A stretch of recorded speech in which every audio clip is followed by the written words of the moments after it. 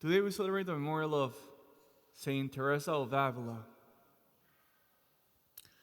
She was a Carmelite nun who lived in the 16th century. And she was a multifaceted person. She was a prolific writer. Although she had no formal theological training, she is a doctor of the church.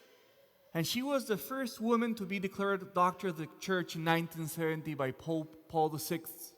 So she was a prolific writer because she wrote extensively about the spiritual life, especially about prayer and growth in the prayer life. She was also a reformer. I mentioned she was a Carmelite nun, and she also led the reformation of this religious institution. She had such zeal for God that she yearned to observe the rules of the Carmelite nuns according to the original dispositions.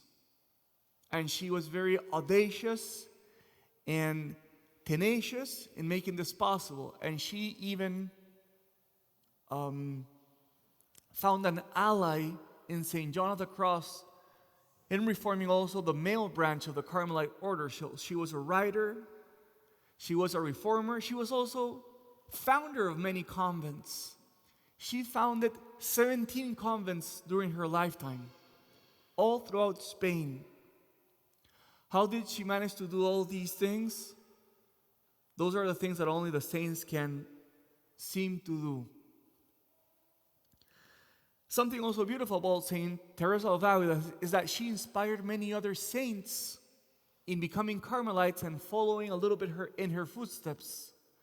For example, it is known that she inspired Teresa of Lisieux, Edith Stein, who became Benedict of the Cross, and she also inspired a Chilean saint who also became a Carmelite nun, Saint Teresa of the Andes. What can we learn about this spiritual giant? What can she teach us? Well, I think Teresa of Avila, like I said, she had no theological training but was still a great writer. She shows us that there is a long route to follow from the beginning of our spiritual life and the beginning of our prayer life to the heights of the mystical life and the heights of holiness.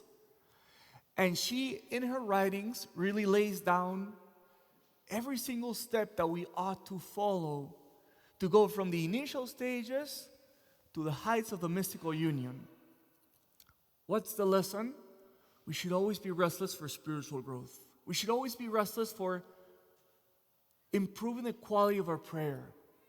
Sometimes we settle for too little, and we aim for too little. But Teresa of Avila, she was ambitious of all spiritual growth and of all improving in the quality of her prayer.